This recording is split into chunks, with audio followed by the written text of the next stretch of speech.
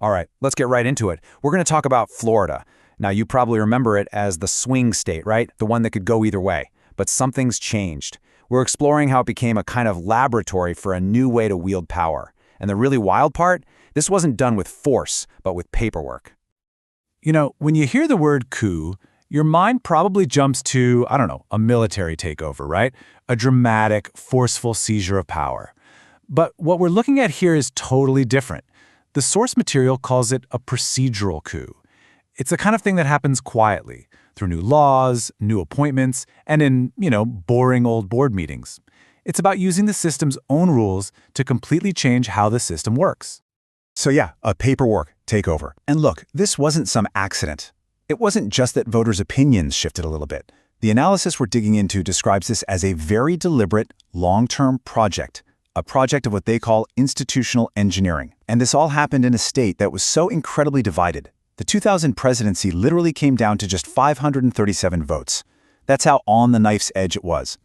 So what is institutional engineering? It sounds complicated, but the idea is pretty simple. It's not about smashing the system from the outside. It's about getting inside and methodically altering its core parts, the courts, the universities, the way we vote, to lock in political power and basically sideline anyone who disagrees with you.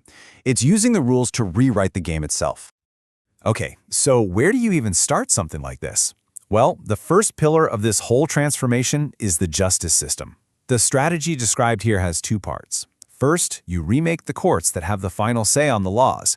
And second, you get control over the prosecutors who decide who gets charged under those laws. You gotta start with the courts, right? Because if you control the referee, you can change the rules of the game whenever you want. And right away, there was this golden opportunity. When Governor DeSantis came into office in 2019, he got to do something most governors only dream of. He got to replace 3 retiring liberal justices on the Florida Supreme Court all at once. This wasn't just filling a seat here or there. This was a chance to flip the entire ideological balance of the state's most powerful court in one move. And it wasn't just about finding any conservative judges. No, all 3 new justices came through a very specific pipeline, the Federalist Society. And what happened next was fast. The court's whole philosophy seemed to shift overnight. It went from being a check on the legislature's power to pretty much deferring to it. Major, long-standing decisions got thrown out, and they even made it easier to impose the death penalty with an 8-4 jury vote, which is the lowest bar in the entire country.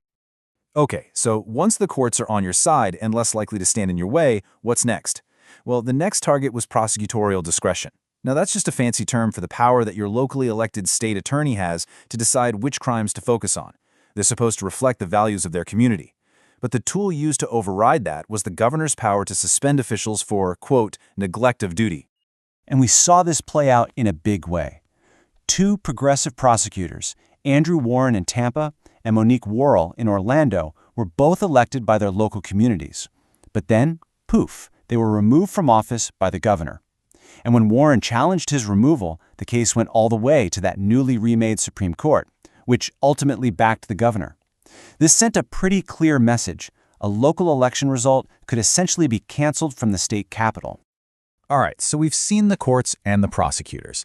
Now let's switch gears and see how this exact same strategy was used on another major institution, the public university system.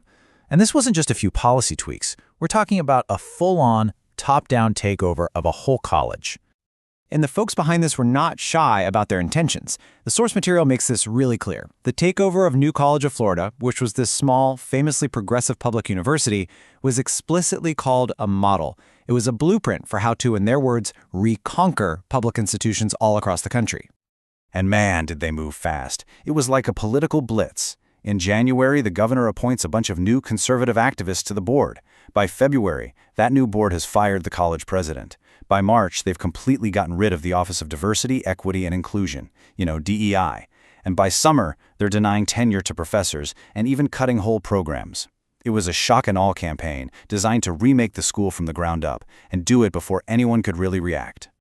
And this number here really tells you a lot about the new priorities.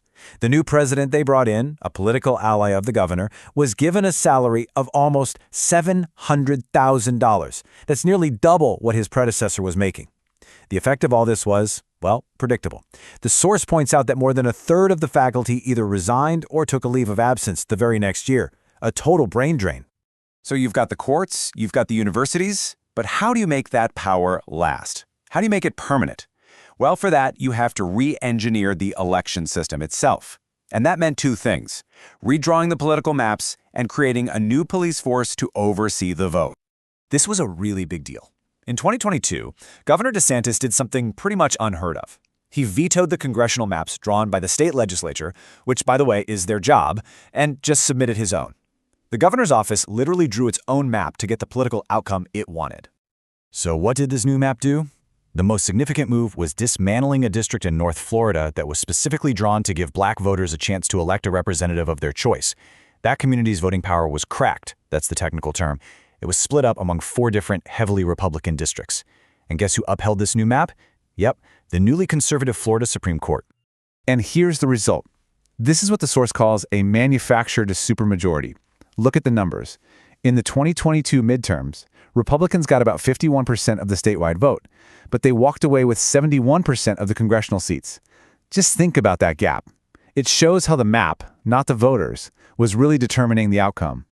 Now, to back all this up, a brand new state agency was created, the Office of Election Crimes and Security. This was a first. It essentially turned election administration, which is usually a pretty quiet, bureaucratic job, into a law enforcement issue. Florida now had its very own election police force. And what was their first big move? They conducted these very high-profile arrests of 20 people, mostly black Floridians with past felony convictions for supposedly voting illegally. Now, the crazy thing is, many of them were confused because the state itself had issued them voter registration cards.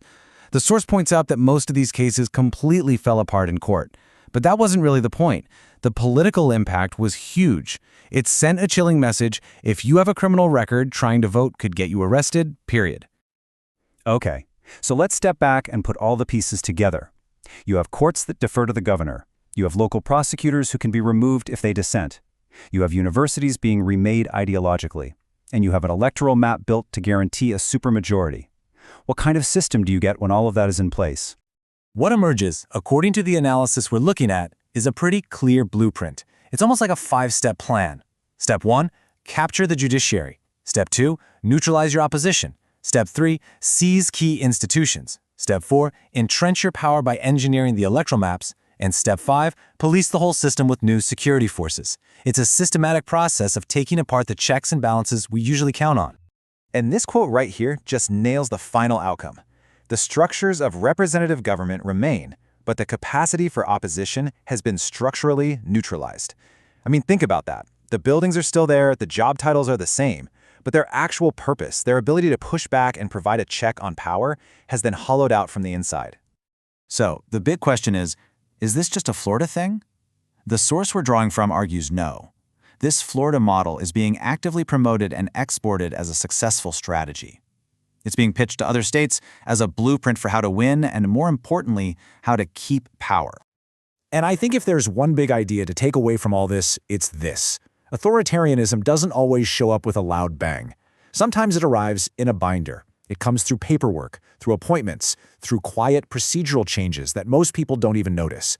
The argument here is that the biggest political shifts can happen not by destroying democracy, but by using its own tools to hollow it out from within.